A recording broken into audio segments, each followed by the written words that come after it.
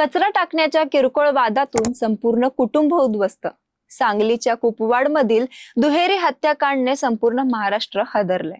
अहिल्यानगर येथील स्वर्गवासी धीरज परदेशी यांच्या हत्येची घटना अजून ताजी असतानाच महाराष्ट्रातून पुन्हा एकदा काळीज पिळवून टाकणारी घटना समोर आली आहे.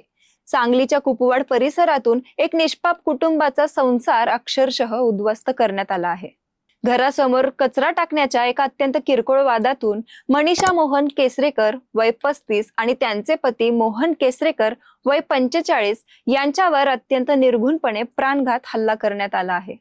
मनीषा यांच्यावर सपासप सुराने वार केले गेले तर मोहन केसरेकर यांच्या डोक्यात हातोडीने जबर प्रहार करण्यात आले.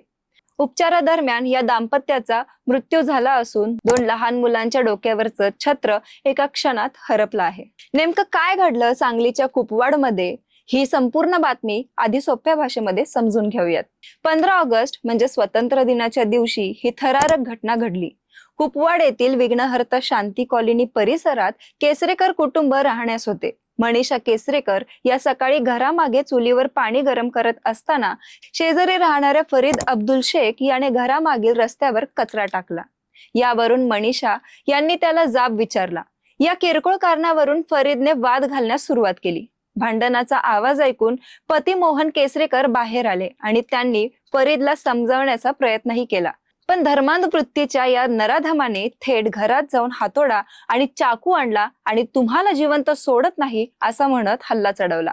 आधी मोहन यांच्या डोक्यात हातोड्याचा वार केला. पती रक्ताच्या थरोळ्यात पडलेला पाहून मनीषा त्यांना वाचवण्यासाठी पुढे आल्या. तेव्हा त्यांच्या पोटात आणि शरीरावर चाकूने सपासप वार करण्यात आले. हल्ल्याच्या वेळी केसरेकर यांच्या लहान मुलांनी नराधम फरीदला रोखण्याचा प्रयत्नही केला. मुलाने लाकूड मारून त्याला पळवून लावण्याचा प्रयत्न केला, पण दुर्दैवाने तोपर्यंत उशीर झाला होता. मूळचे कर्नाटकातील हे कुटुंब गेल्या काही वर्षांपासून रोजगारासाठी सांगलीत राहत होते. मेहनत करून गवंडी काम करून मोहन यांनी 7 महिन्यांपूर्वी स्वतःचं घर बांधलं होतं.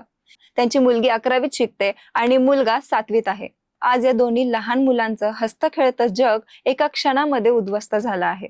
घटनेनंतर दोन्ही जखमींना मिरजेच्या शासकीय रुग्णालयात दाखल करण्यात आले. मनीष केसरेकर यांची प्राणज्योत 15 ऑगस्टलाच मावली, तर जिंदगी आणि मौतशी झुंज देणारे पती मोहन केसरेकर यांची प्राणज्योत अखेर मावली. आता प्रश्न उपस्थित होतोय की आमच्या एरियात राहायचं नाही ही कसली मानसिकता आहे? अहिल्यानगर मधील स्वर्गवासी धीरज परदेशी असो व सांगलीतील केसरेकर दाम्पत्य किरकोळ कारणावरून थेट हिंदू बांधवांवर आणि भगिनींवर प्राणघात हल्ले करण्याची ही वृत्ती दिवसेंदिवस फोफावत चालली आहे. आपल्याच देशात, आपल्याच राज्यात आपल्याच लोकांना असुरक्षित वाटू लागलं आहे.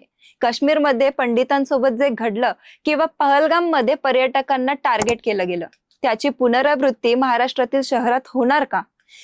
संविधान आणि कायदे कानून फक्त हिंदूंनीच पाळायचे आणि या जिहादी वृत्तीच्या लोकांनी स्वतःचे एरिया बनवून उघडपणे गुंडगिरी करायची का? जरी कुपवाड MIDC पोलिसांनी संशयित आरोपी फरीद शेखला तात्काळ अटक केली असली तरी अशा गुन्हेगारांवर फक्त अटकेची कारवाई पुरेशी आहे का? पोलीस प्रशासनाने आणि सरकारने या जिहादी व गुन्हेगारी प्रवृत्तींना मुळासकट ठेचून काढलेच पाहिजे. जर कायदे आणि पोलिसांचा धाक उरला नसेल आणि निष्पाप लोकांचे बळी असेच जात राहिले तर सकल हिंदू समाजाला न्यायासाठी आणि संरक्षणासाठी आक्रमक पावले उचलावीच लागतील. आता हिंदू समाजाने वेळीच जागे होणे गरजेचे आहे. आपल्या माता भगिनींवर, कुटुंबावर होणारे हे हल्ले आपण शांतपणे उघड्या डोळ्यांनी पाहणार का? सांगलीतील या दुहेरी हत्याकांडातील पीडित कुटुंबाला त्वरित न्याय मिळाला पाहिजे. आरोपी फरीद शेखला फाशीची शिक्षाही झालीच पाहिजे. हीच संपूर्ण महाराष्ट्राची आणि सकल हिंदू समाजाची मागणी आहे. जोपर्यंत केसरेकर यांच्या अनाथ झालेल्या लहान मुलांना न्याय मिळत नाही तोपर्यंत ही लढाई शांत बसणार नाही. तुम्हाला या घटनेबद्दल काय वाटतं? अशा गुन्हेगारांना कोणती शिक्षा झाली पाहिजे? तुमच्या प्रतिक्रिया आम्हाला खाली कमेंट बॉक्स मध्ये नोंदवा आणि या पीडित कुटुंबाला न्याय मिळवून देण्यासाठी हा व्हिडिओ जास्तीत जास्त शेअर करा आणि अशाच व्हिडिओसाठी आमच्या सॉर्ट आउट या चॅनलला लाईक, शेअर आणि सबस्क्राईब करायला मात्र विसरू नका. भेटूया पुढच्या व्हिडिओमध्ये. धन्यवाद.